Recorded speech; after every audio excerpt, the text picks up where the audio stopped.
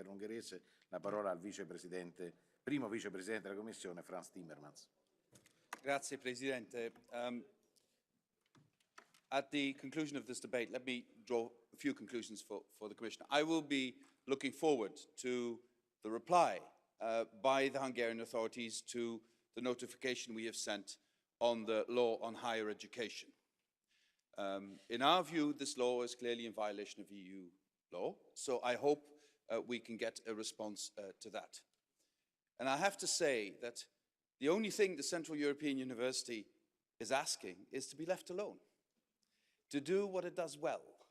And I come from a country where, in centuries, Hungarian scholars came to study and to enrich also my country. We live in a European Union where, through the Erasmus program, cross-fertilization of young minds across the European Union is one of the biggest assets of this European Union, one of the biggest success stories. And I think we should cherish this academic freedom, this exchange of ideas, this way of promoting a vision of the world that is open to other views. And about other views, I fully respect different visions and opinions about the future of the European Union. Everybody's entitled to his own opinion, but not to his own facts. And I know we live in a time that very often, when we have strong opinion and they're not in line with the facts, we assume that the facts must be wrong. But on this specific case, the Commission will stick to the facts. And I would be grateful to the Hungarian authorities if, in their procedure on Stop Brussels, they would take into account the facts we have presented in reaction to the questions put to the Hungarian population. I think we deserve that. That is how we work in the European Union. I would look forward in continuing working with Hungary on this. And about this debate, we are not going to solve these issues only by taking legal steps. The Commission will take legal steps when legal steps are warranted, when the treaties are violated. But we will only reach a consensus, or we will only reach an idea of where we need collectively, where we need to go collectively in the European Union if we have a debate. And if you allow me, Mr. President, I want to make one remark. From the extreme right, because of the lack of arguments, we only get insults.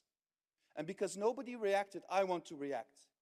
I was deeply, deeply aggravated by the vile attack by Ms. von Storch on Stockholm and on Sweden. I think this is completely unacceptable. This is not the way we should have a debate about our common future.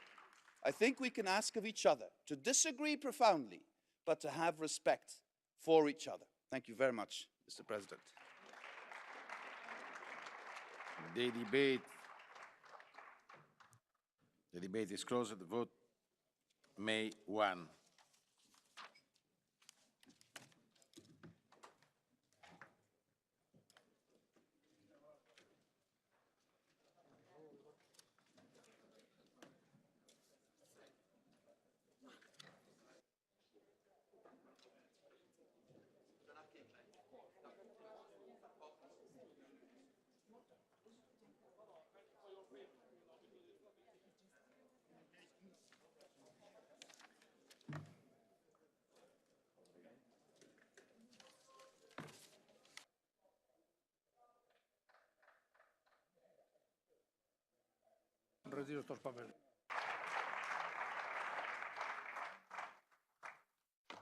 La parola ora. And I give the floor to Viktor Orban, the Hungarian Prime Minister.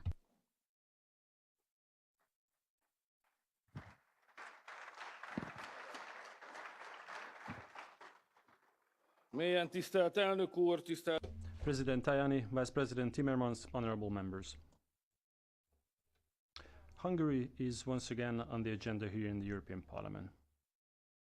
I've come here to Brussels to see you, to take part in this debate.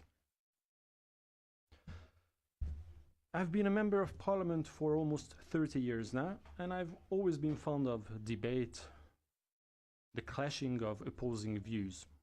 Democracy is based on reasoned argumentation, and it is also the moral bedrock of the European Union. I'm convinced that we can take better decisions if they come from debate, stem from debate, and not from unilateral statements. My presence here is, I'm here to help you make an informed decision when Hungary is on the agenda. I remember your previous resolutions on Hungary have not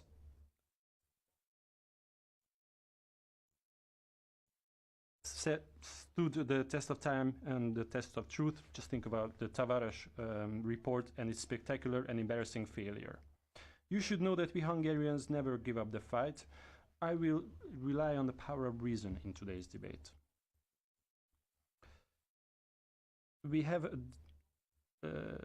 this debate is about is between us and between you and us and a financial speculator, an American speculator. We are not as big and powerful as you are, and not as big and powerful as George Soros, the American financial speculator attacking Hungary, who has destroyed the lives of millions of Europeans with his financial speculations, who has been fined for speculation in Hungary, and who is an open enemy of the euro.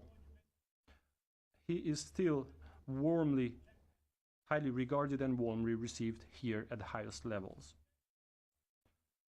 But this is no reason to condemn us on untruths. Fairness is not a question of the size of the country. Honorable members, I've come here to defend my country. But it's also important to talk about successes.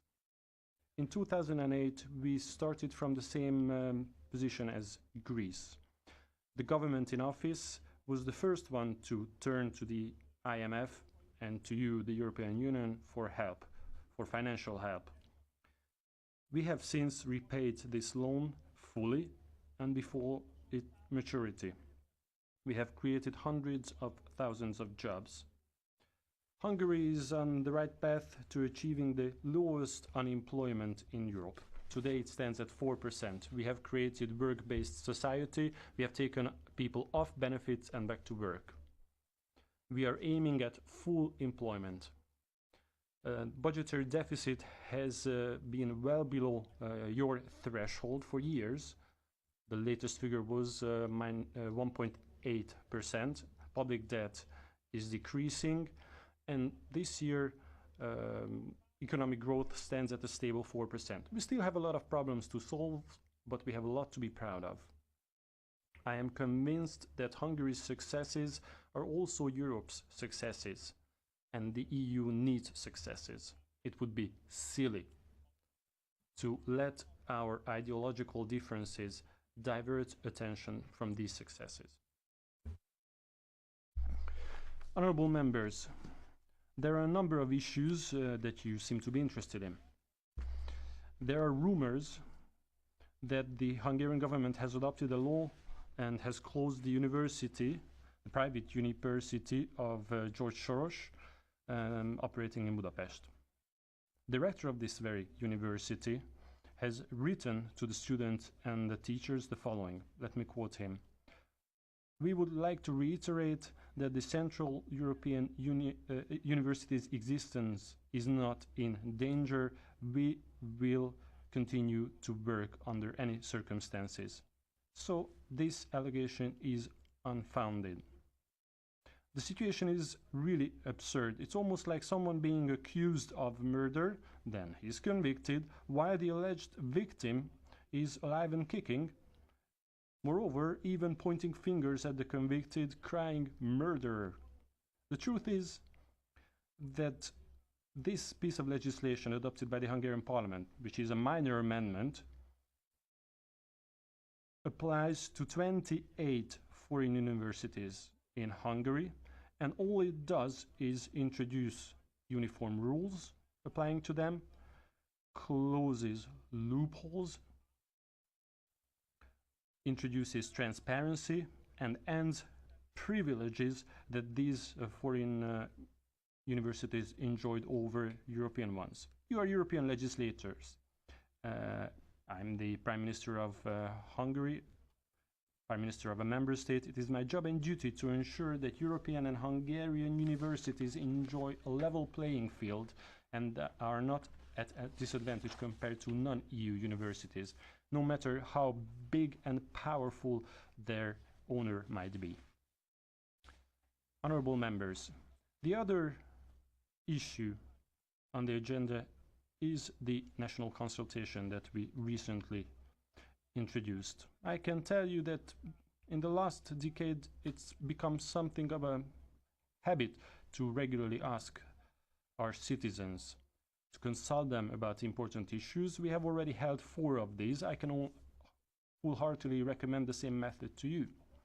This national consultation is about what position the Hungarian government should have on certain issues here in Brussels. We are asking for the support and opinion of people. Honourable members, let me make something clear to you. Hungary and the Hungarian government is committed to the European Union, and this is unquestionable. The last 30 years of Hungarian politics has been based on this. That's why I signed and fully agree with the Rome Declaration, recently adopted, and also the program of the EPP, which we adopted in Malta. However, honourable members, Mr. Vice President, in many aspects we are unhappy with how the European Union works. When we criticize the European Union, it is because we want to correct these mistakes and we want to reform the European Union.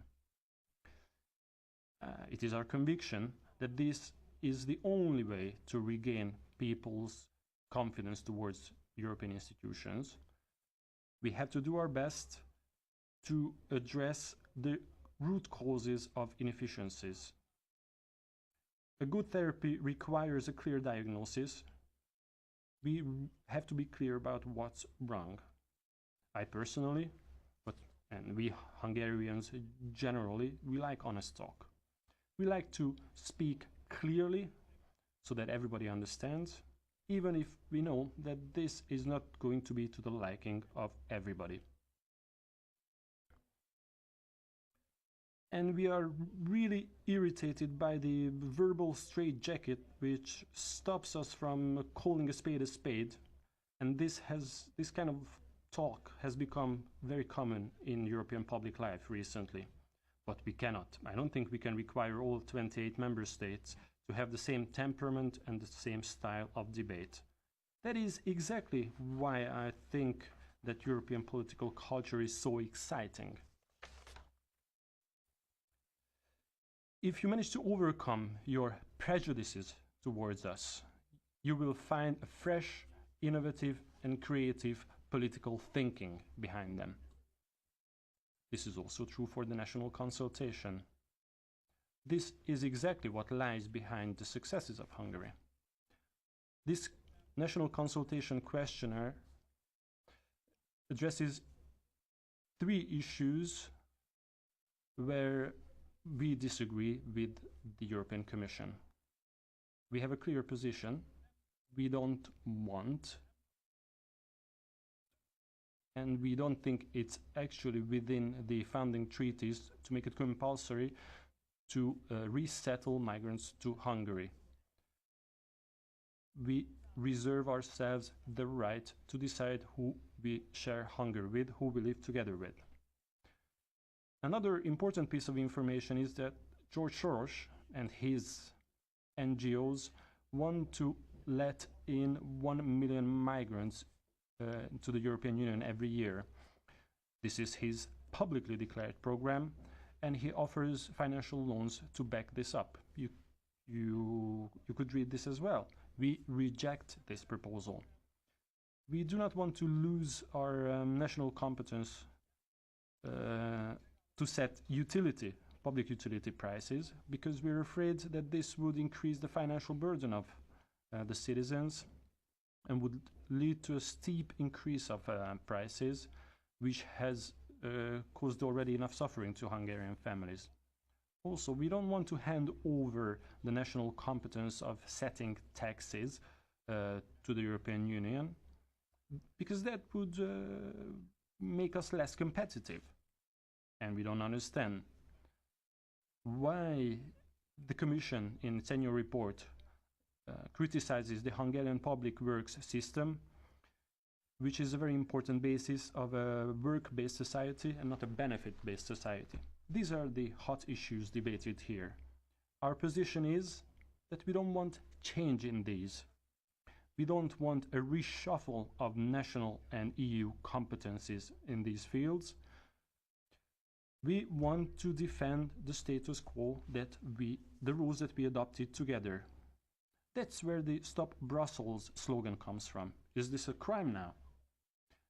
We adopted the rules in force together. These are the rules we have in force, and these are the rules that we want to defend. These are common European achievements. This is the acquis.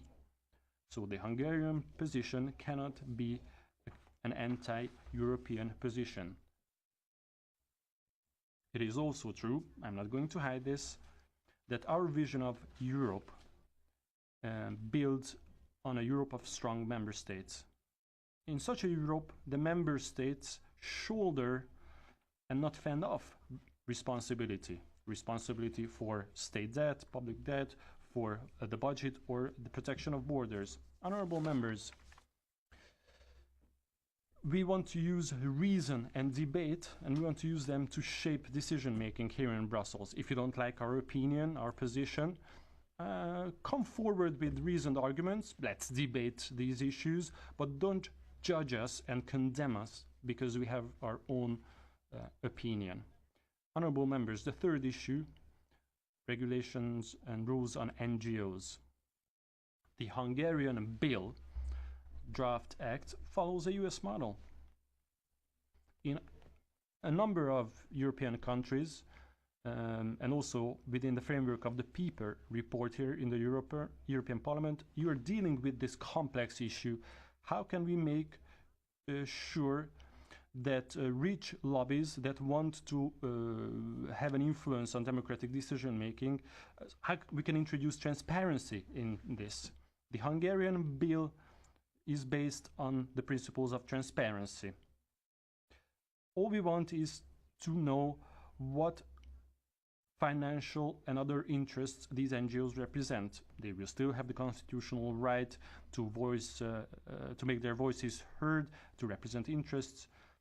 Honorable members, it is also important to make clear that without exception, we have been consistent. We have always said that we want to respect the rules of the club, and we have always done so. I know, I'm fully aware that union membership entails not only rights but also obligations. Whenever we had conflicts in recent years, we tried to debate, we tried open dialogue to come to a solution. We have managed to solve complicated issues such as media law, the new Hungarian constitution, judicial reforms, or the extension of our nuclear power plant.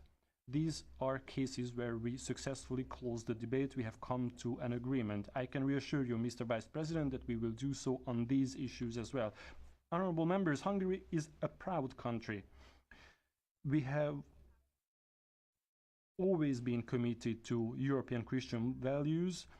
We have always thought that we were an important nation in Europe who want to influence decisions that have an impact on them. Our government in Hungary is working hard to reinforce Hungary's commitment toward the European Union, and we have been successful in this.